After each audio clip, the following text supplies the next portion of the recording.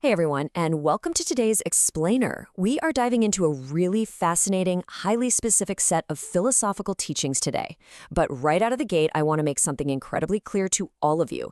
Absolutely all of the concepts, the doctrines, the ideas we are exploring today, they come directly from the writings of Guide Xufeng. He's the founder of Life Chen Yuan. So my goal here is simply to map out his exact teachings, totally impartially, so we can really wrap our heads around his unique spiritual worldview. We're going to break down his concepts step by step to make this massive paradigm shift as clear as possible. Let's get into it. Okay, so Guide Xufeng opens his text with this incredibly dramatic, super urgent call to action.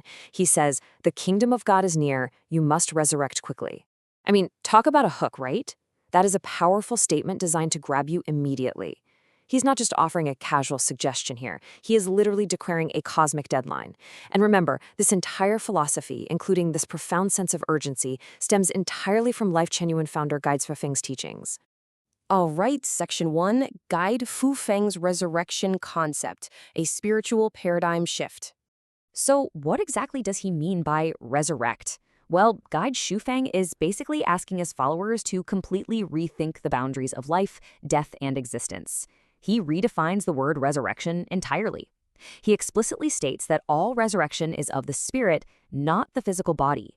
According to his writings, when people die, it's really just their physical shell that perishes. Their spirit stays totally alive. Actually, he proposes this mind-bending idea. The people, or, even the animals that you see walking around right now, they might actually be those enduring spirits continuing their journey. So his call to resurrect, it isn't about bodies coming back from the grave. It's about a total, absolute awakening of the spirit, right here, right now. Now, if you're wondering why Guide Xufeng is so intense about this urgency, it all comes down to a really strict timeline.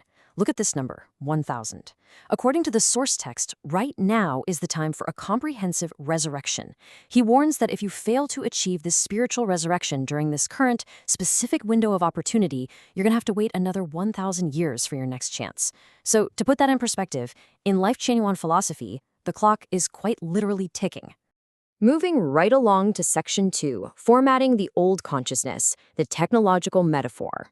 Okay, so how exactly do you achieve this state before the clock runs out? What I find really fascinating here is how Guy Xufeng blends this ancient traditional spiritual imagery with very modern technological metaphors. He lays out a super specific three-step mechanism. First, he says you have to board Buddha's Dharma boat to reach the formless shore. But here's the catch. Once you cross over, you have to ditch the boat. You cannot carry your old vehicles of understanding with you. Then we get to step 2, the tech metaphor. You must format your old consciousness. Think of your mind like a computer hard drive that just needs to be wiped totally clean. And finally, step 3. Once that drive is wiped, you install the new Life Chen Yuan ideology.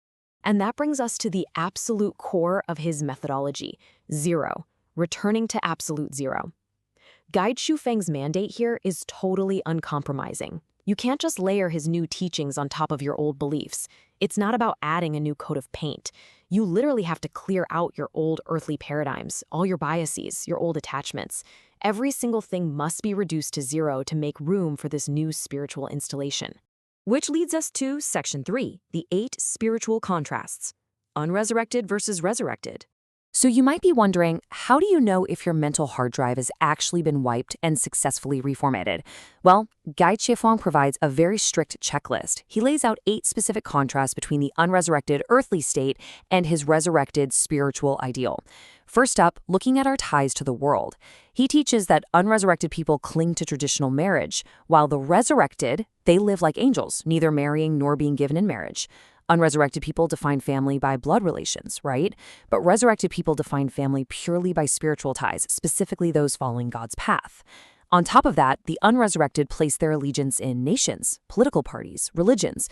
The resurrected break away from all of that, viewing themselves strictly as citizens of the earth and the universe. And finally, instead of looking to human leaders, the resurrected recognize Jesus Christ as the president of God's kingdom. Let's look at the second half of Guy Xufeng's list, where the focus shifts heavily to material wealth and the ego. The unresurrected want to fiercely protect what they own and accumulate even more. The resurrected ideal? Owning absolutely nothing. The unresurrected are always seeking others to serve them, whereas the resurrected practice total self-reliance and mutual service. While the unresurrected prioritize personal interests, even if it hurts nature, the resurrected deeply love life and nature, completely refusing to participate in its destruction. And ultimately, while the unresurrected care mainly for themselves, the resurrected devote all their heart, mind, and strength entirely to serving God. And finally, Section 4, Entering God's Kingdom, the Ultimate Destination. I mean, it is a remarkably demanding list, isn't it? It touches literally every single aspect of human life. So where does this total transformation, this formatting to zero, actually lead? Well, according to the source text, the reward for hitting these 8 resurrected states is that you will smoothly enter God's kingdom. Guy Chufeng reiterates his initial urgency again here. The earlier and faster you achieve this, the better. But he ends his teaching with a super practical caveat. Yes, you should move quickly, but you must not lose your balance. It really implies that this profound spiritual shift, while incredibly urgent, still requires stability and groundedness if you want it to be successful.